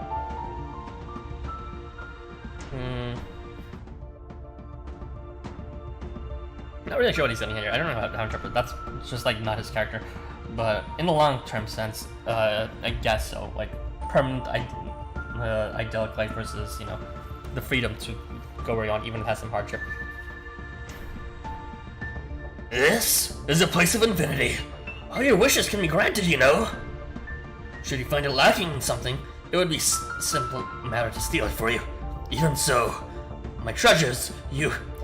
Hey here. Maybe you got the same rules as Varuna, but what I'm looking for is just the opposite of what you're offering. The opposite? Speak plainly, my opulent opal. My master's the exact opposite of you. You're to a fault and quite a soft touch if I'm being honest. Back in my homeworld, he had immense power and position, but he gave it all away to help others. He even shared his power of creation with a mere steed like me, and became so weak it was all he could do to keep living. Still, he seemed so happy. I'd love to be like him someday. Which is why I'm okay with not having eternity. I don't want anything that's just been taken from someone else. I see. What about you, Harrison? What? What? Huh? Oh, okay. Here? How stupid to just waltz in right here. You're completely outnumbered. Aegir's daughters move to surround you. Don't be silly. Masterino's. Is it Masteroni? Masterino. I keep on saying Masterino and switching to Masteroni because I keep on thinking it's Masterino actually. God damn it. My pepperoni's got me right beside him. Crap. The human's just a bait. Big wave. Big wave. So sorry. I'll be taking you all down with a single surprise deck. Gigantic typhoon. You're riding a wave? You plan to take me Aegir out with a wave? The translation uses a few variations that he thinks maybe. Translation of Masteroni Masterino. Maybe. Such insolence. I love it. What an absolute treasure. Is he seriously beating us in our own sea? How absurd, my precious bird. Planning to crash waves into my own party? Don't you think that's going a limo reward? Aegir throws the anchor at his waist, seeking to capture you and Typhon in its chain. Not gonna happen. I can't fight as well as I would like in the confines of my palace. I shouldn't use my sacred artifacts to rule here either.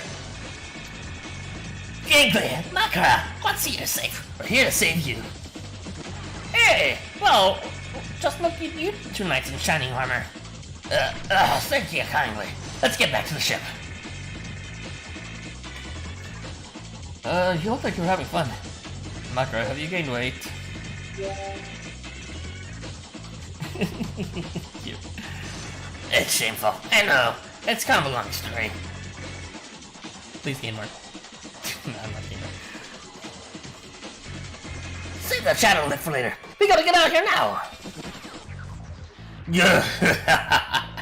That's my treasures for you. Breaking in to recover his friends. We'll be taking them right back now. I mean, might just pilfer some of that seal's treasure while we're at it. Oi, Gangby, I brought you a little something.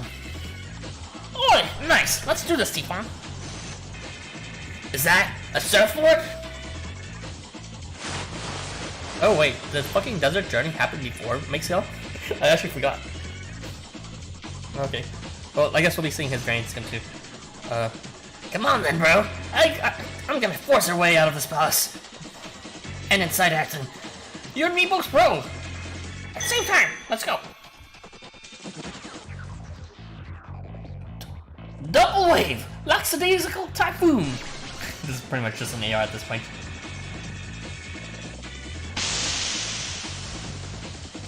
Oh, the waves are gaining strength. And we don't have anywhere to run.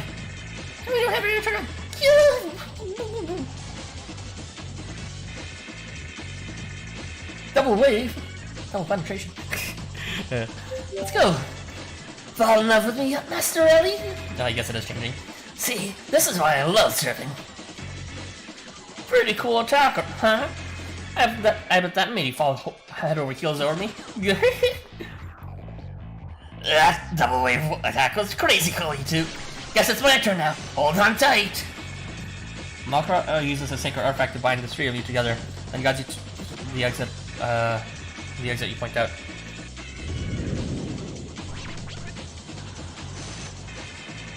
This way, hurry! Hey, take one!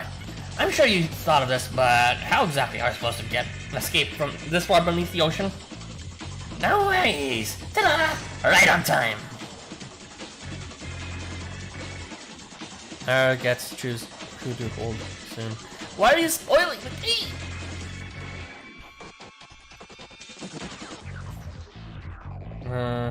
Into my arms, T1. Into my arms, T1. Huh? Yes, I would hold back. Get ready for a big T1 hug. Let's see. They're over cute. Gangway. Makara. Makasakadana. T1. Big wave. Well, I really like them all though. Which one? I picked all of you. I actually like all of them. I probably would pick Makara though, just because he hasn't super relevant. I don't really see him in art very often, and the art I do see him of is not my style. Gangway and Tifon though, real popular. Tifon, I like his unit a lot more, the game, and I tried playing for him, but I still haven't gotten him. This makes no difference what I'm doing, but Gangway, yeah, I just definitely more. That I like more. Anyway, let's go. Whoa there! What's with the bear hug? I know these are extenuating circumstances, but can you please hold me down a little lower? I'll be holding on you back then. I'd be glad to be going back. Don't ever let go of my bulge, okay? No problem. Gangway squeezes your bulge back with just as much force.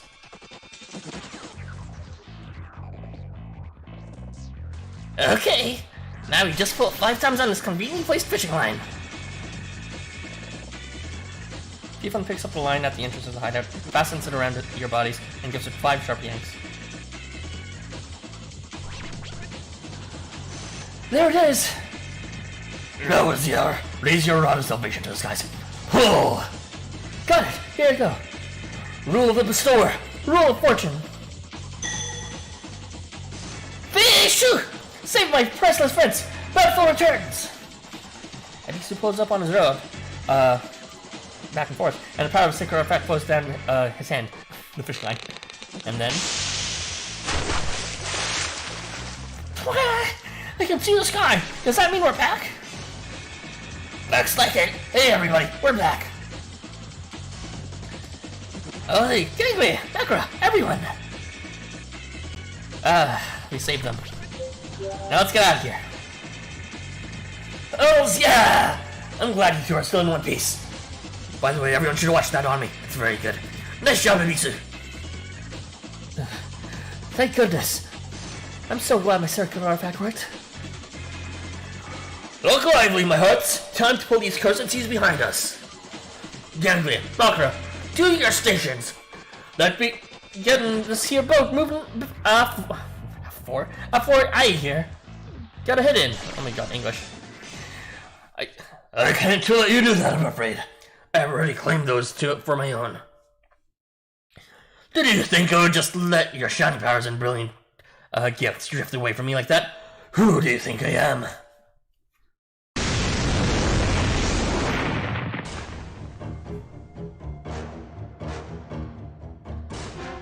Oh, they were right at the surface! That should have taken more than time to get here from the bottom of the ocean.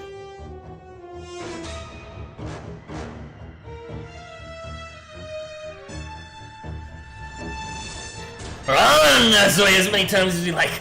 I will always follow to usher you back into my grasp. First, I'll have to sink that ship, just like I did the other one a short while ago. Yeah! We'd like one more chance to prove we're better, the better band, but Papa's very serious about his treasure. This is goodbye. Without a boat, you can't perform. Bye-bye, Violent Friends. They came up too fast and too close. The first attack's coming! Everyone, hold on to something! Aegir raises his sacred artifact toward the ship at the same time as Benton raises her microphone. Hold the hell up! Distracted by the sudden shout, Aegir holds his throat. What's the matter, young lady? Going to beg for your life? Don't worry, I don't plan on killing you, my elegant aquamarine. Like you never begged for my life. Hey, you, what did you just say? Me? I said, like, one more chance to prove we're the better band. Yeah, that. It's time for a rematch. Influencers! Are you serious? Do you even realize the position you're in right now? How about it, influencers? I must think to know we're going to die as the better band. Oh, the smack talk. I mean, yeah, but we can't go against Papa's orders. Amazing, young lady. I don't understand what you're getting at, but you've exceeded my expectations. Indeed, my daughters. And must be better to watch your foes and their battle as the victors. Very well. Offer them a satisfying defeat, influencers. And if you don't, I'm getting divorced with Ren. Papa? Sorry, but that ain't be happening. Not this time. We'll be ready for you. We won't lose, Papa. We'll answer your expectations through song. Let's figure out once and for all who's the better band. We influencers, or you, viral influence? A battle of the bands? You've got guts. Not really. You'd probably just have something like remove debuff. Let's do this! Everybody ready for this? I can bring it! I'll take them down with my flaming drum heats! I don't want those either. Time to pump this bass guitar into my overdrive. The bass guitar I'm not holding at all. Understood. Be entranced by the melody of my keyboard, influencers. I'm good too, Benton. I should the battle with King and Macro too. Okay. Way to go, Eta. You two all ready? Belly. Sounds fine to me. I'll just surf my way through this. I'm on board too. I'll get revenge for being taken earlier. Everyone getting naked. Is that an athlete swimsuit macro? I'm actually no item club at school. I was told to bring a swimsuit just in case, so I would just brought just the one I always use. Now that I've got this one on, I'm ready to attack. Belly. Okay, Ebisu, you're in charge of things on boat. Reel us back to when we need it. You got it. I'm fighting with you, all this time. You guys, it's not making you more powerful. Well, I guess it's making LifeWonders more powerful. You ain't gonna be seeing me in a swimsuit, you hear? You hear? Anyway, leave your ship to me. I don't let her sink, so long as the skies are blue and the sea salty. I'd rather have something else salty from you. Here calling the shots. Show us how you rock, Harrison. Roger that. Landing stage. Divide and conquer.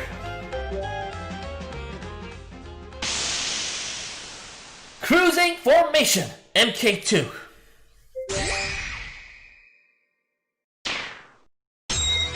Ibiza and Ahab remain on the ship while everyone else head down to the water surface. The stage divides into motorboats, one for everyone, and each of you begins your battle preparations. What? So you've got even more members than before.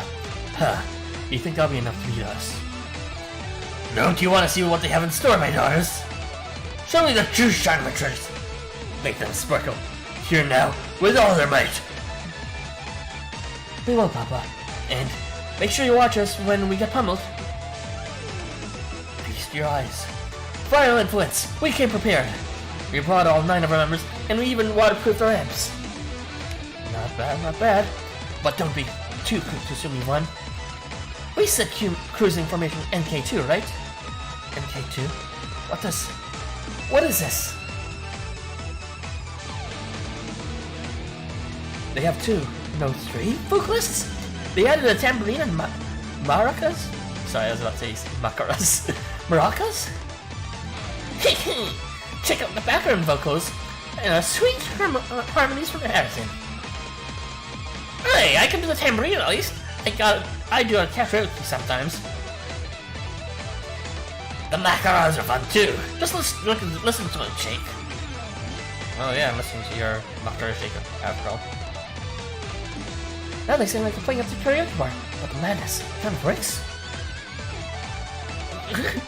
Oh, okay, well, yeah. Those who have only performed at karaoke, so cut them some slack. The water's surface has been consumed in chaos. Just watch what happens to those who lay waste to my ocean. You think it's gonna be that easy? Just watch what happens when you get between the part-timer and his coin! Didn't you forfeit your coin for Edisu? For the sake of silver shine, I used to adorn my body. Nay, for the sake of justice, I will defeat you. Alright, let's get our hands on treasure. I'm gonna buy some more bling. Should I buy it? You always know how to surprise me, my treasures. Very well. Show me what new tricks you have up your sleeves. Then, once they are spent, I will usher you into my palace one final time. What Papa said. You can pull all the tricks you want, but it's obvious how this is gonna end. He'll be our special guest for the moment, Papa. Here's the mic. Just watch me, my daughters. No matter what my sparkling treasures try, I'll lose just all the same with you. Let's see if you can walk the walk, influencers, or bring you down in sudden deathmatch. Lampreys are kind of fish. The mermaid should have been the Lampreys. What the actual fuck? What the actual fuck? With Vestal, you might need to sit down a bit.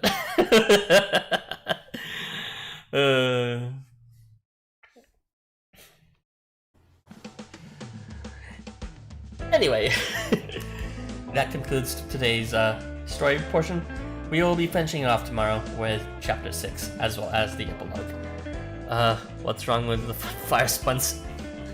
Come on, you gotta be a bit more topical than that. You gotta do something like the Corona Rock and Rollers or something. Rock and Rollers. Something. I gave it my best shot. Okay, thank you for joining me with today's stream. Things are picking up, and I like. It seems pretty campy, but in a good way. The whole, them legit trying to fight it with like just loudness and boisterousness with their music, which makes no logical sense. They could just drown them and take them for the treasure. But yeah, sure, why not? Okay. Thank you, and especially thanks to